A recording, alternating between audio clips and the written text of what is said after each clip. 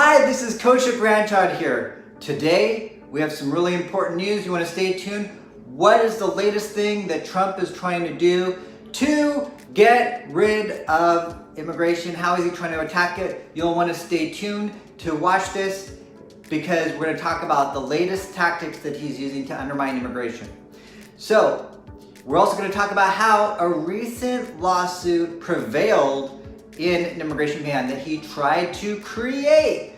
So stay tuned. All right, so let's talk about what he's trying to do. It's the Census 2020, and that's what the latest tool he's trying to do to help undermine immigrants. In July of 2020, what he did is he filed a memorandum, created a memorandum, basically finding that undocumented immigrants shouldn't be counted in the census. Can you believe it? This is of course very disheartening, and we're going to talk about why this is not constitutional. All right, let's get into it. So July, yes, he filed this, and basically what his arguments are that because foreign diplomats haven't been counted, because visitors haven't been counted, he used that to piggyback his argument that undocumented immigrants shouldn't be counted.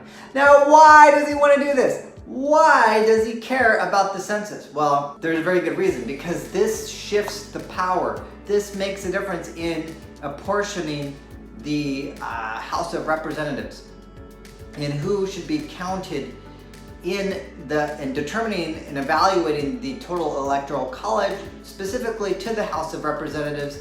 This could make a difference in who is counted, who is elected with the House of Representatives, who's representing people in specific states. So let's get into the details of exactly what this means.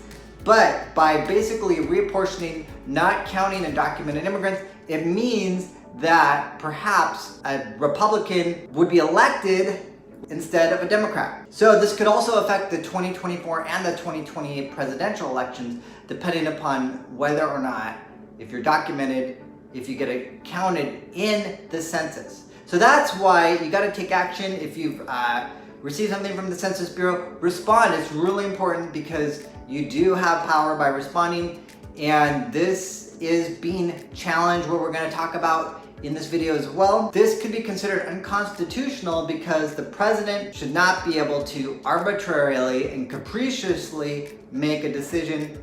And additionally, the government needs to conduct an actual enumeration of all people living in the United States, whether or not they are citizens. And that's really what's coming into play here, is if you are a citizen or not, should you be counted? And then we got to look into the history of what's happened in the past and why or why not should someone be counted. So if this went into effect, several million people, when determining how to apportion the 435 House seats, could be affected. And this would affect the 2022 midterm elections. So before I talked about the presidential elections, but this also, more importantly, immediately affects the midterm elections. So it basically would shift seats that could be Democratic leaning to Republican leaning. So let's talk about specifically what we're talking about here with what states would be affected. Well, Texas, New York, California could lose seats, while other states such as Alabama and Minnesota could gain seats. So you can see it has a real powerful impact, and that's why the president is trying to do this. This memorandum now has been challenged in federal court. 3 lawsuits have been filed. Yes, 3 lawsuits have been filed. And this is the power of our judicial system to make sure that these checks and balances are put into play, that we're not a dictatorship system, that the president just can't make law, that it can be challenged. And these lawsuits, I'm going to talk about a lawsuit that did prevail at the end of this video too, when Trump tried to put in a specific immigration ban. So 3 lawsuits have been filed. The first one was by a government watchdog group in July 23rd. And July 24th, a New York state-led coalition of 20 states, plus many local governments also joined with that, to file a lawsuit based on constitutional grounds. This was based off of the Administrative Procedures Act, basically finding that this was arbitrary and capricious. And Trump has lost on this ground before. This is also what happened with previous lawsuits where he was found to make arbitrary and capricious decisions, or the administration was found. So there's a possibility that these lawsuits could prevail. Now, there's also a third lawsuit that was filed by the ACLU, and what they called Trump's plan unconstitutional because everyone must be counted regardless of their legal status. Now, why? Because they said that since 1860, since slavery has been abolished, that the Constitution must count whole persons. So just because you're undocumented does not mean you're a half a person. You obviously are a whole person and you must be counted.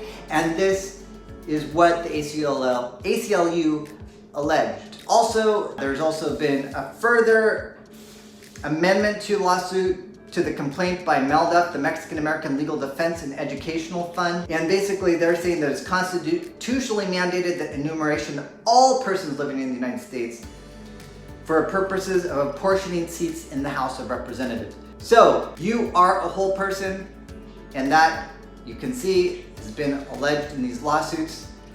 For the purposes of the census, you should be absolutely counted.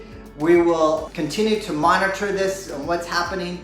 This is changing day by day. And I also want to give you the latest update too on where a lawsuit that prevailed with a ban that Trump tried to put in place. Now, what happened here was, you may remember that Trump tried to force students to go back because of COVID, using COVID as a pretext. And you also notice that he's using COVID as a pretext for a lot of his immigration decisions. So he was trying to get students to go back, having basically a foreign student ban. Harvard, MIT, boom!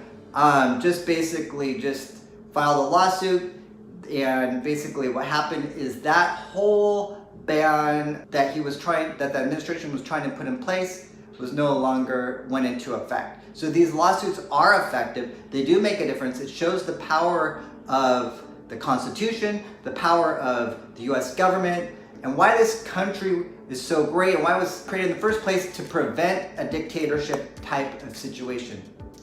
So I want to thank you for being amazing and watching this video, and continue to stay tuned because we're going to keep you updated. Press the like button and the notification button so you can continue to be informed. And if you like this video, please comment. And until next time, stay amazing. Bye.